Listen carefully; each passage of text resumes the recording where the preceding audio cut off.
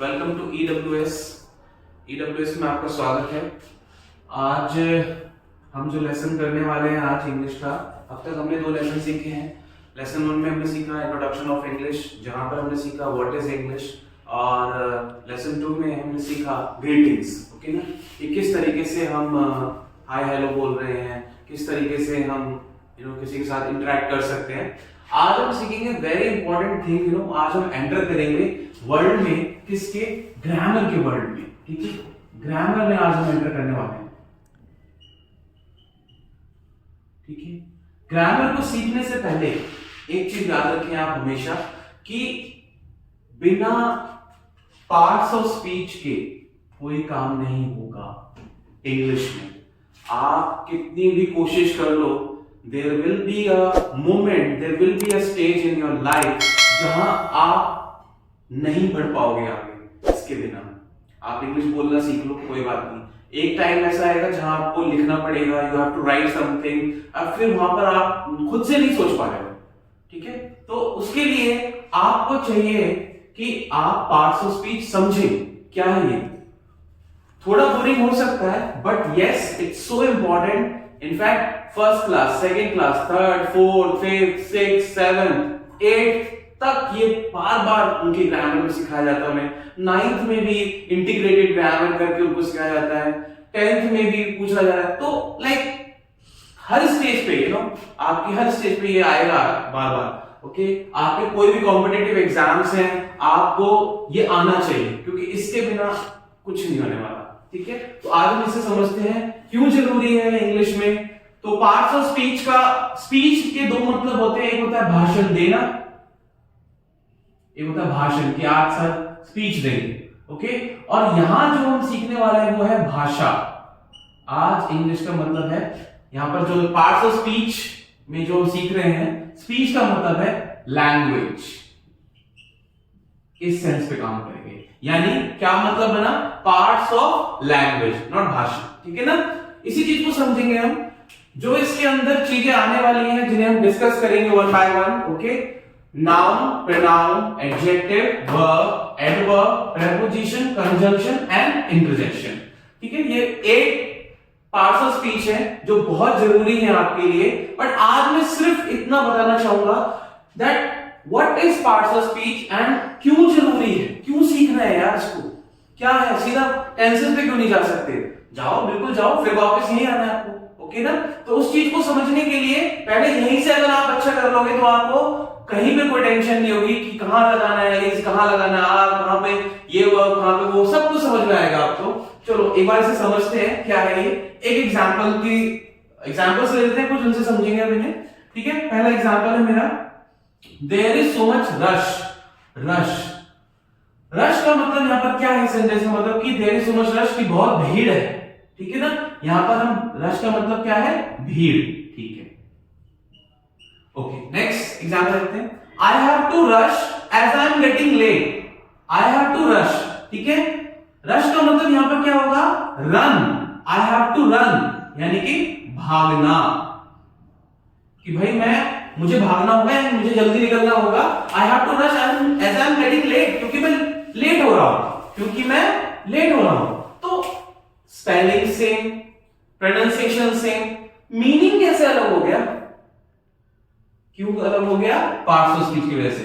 अब आप इसको गूगल पे सर्च करें, किसी भी डिक्शनरी में डालें, वहां पे देखें, दुनिया की कोई भी डिक्शनरी बिना पार्ट्स ऑफ स्पीच के नहीं बनती। वहां पे सिंपल लिखा हुआ रहता है, छोटा सा N for noun, okay, P अगर है तो प्रोनाउन, प्रीपोजिशन, कुछ भी हो सकता है, कंजंक्शन, इंटरजेक्शन, वहां पे साफ साफ लिखा होता है कि कितने सेंसेस में आप इसे यूज कर सकते हो। तो ये बहुत जरूरी है आपके लिए कि आपको ये पता हो। तो यस, जब हमने रश को डाला, डिक्शनरी में डाला, तो रश के सेंसेस निकल के आए नाउन सेंस में। यहां पर नाउन, ये नाउन के सेंस में यूज हुआ है, तो ये भीड़ है। ठीक है ना, तो अब नाउन है तो उसी की तरीके का ग्रामर होगा।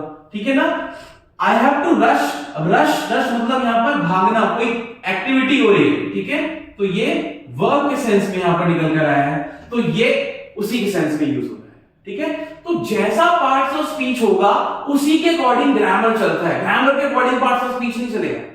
पार्ट्स ऑफ स्पीच के अकॉर्डिंग हमें ग्रामर को चूज करना होगा। इसीलिए मिस्टेक्स होती है बच्चों से, ठीक है। अब देखो नेक्स्ट एग्जांपल देखो, आई एम लाइक हर।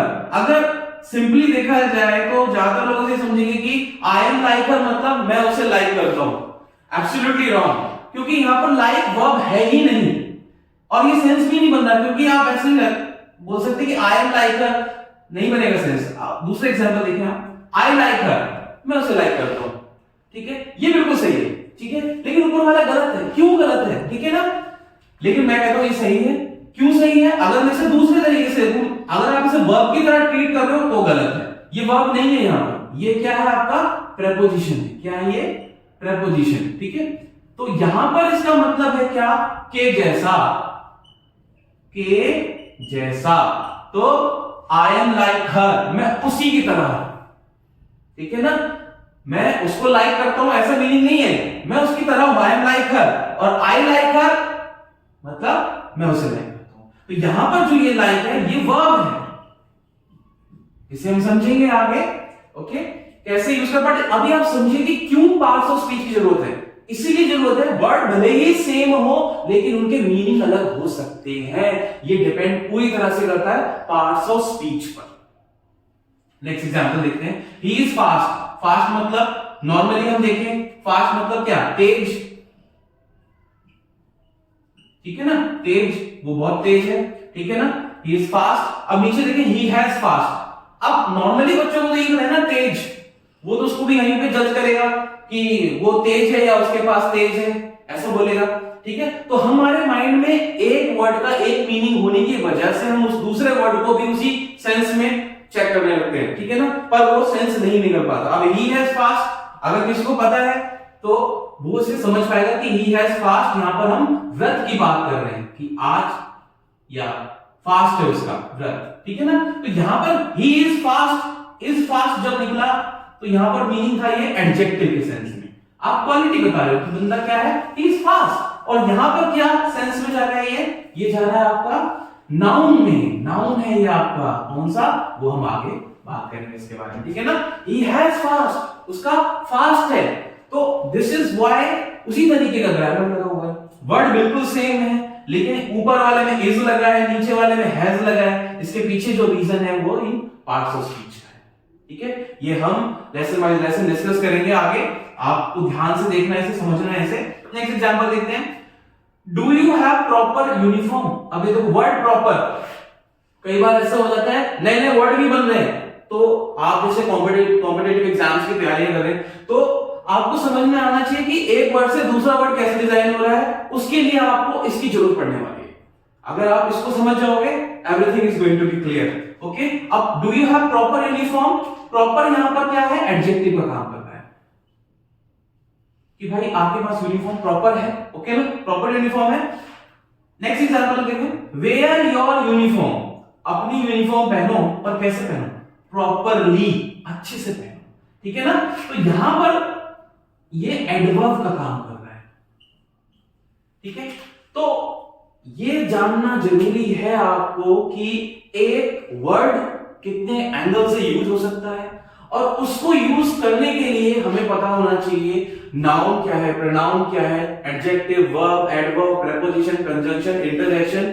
सिर्फ पता करने से नहीं होगा, इस चैनल पे आपको यह भी बताया जाएगा कि इन्हें यूज कैसे करते हैं। हम 2-3 एग्जांपल्स बनाते हैं उसके बाद छोड़ देते हैं, ऐसा नहीं करना। You have to learn it practically, आपको प्रैक्टिकली समझना होगा इसे लाइफ में कैसे यूज करना, तभी आप इसका यूज कर पाओगे, वरना ये ऐसे ही रहेगा, आपको लगेगा कि एक और लेसन ऐड हो गया। ऐसा नहीं करना, लेसन बना के नहीं छोड़ना इसको बताने का मेन पर्पस ये था आपका कि देखो वर्ड सेम है, rush rush, like like, okay, fast fast, okay.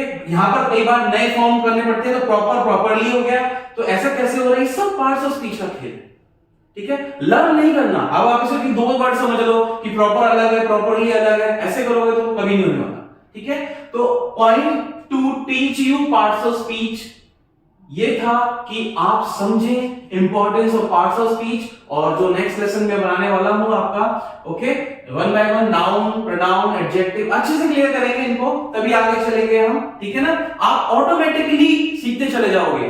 मैंने पहले ही बोला मेरा ग्रामर खत्म और आपकी इंग्लिश खत्म, या देखना, ऐसा होगा आपके साथ, आपके अंदर थॉट्स अपने आप आएंगे, आप जो सोच रहे हैं वो बोल पाएंगे। तो ये सब होगा पॉसिबल जब आप इन चीजों को अच्छे से करेंगे, ठीक है ना। तो बस मैं ये कहूंगा कि आप इसको एक बार समझिए, ठीक है। और अगर आपको अच्छा लगता है तो आप इसे लाइक कीजिए, सब्सक्राइब कीजिए चैनल को, ठीक है, और आगे चलते हैं, ठीक है। Thank you.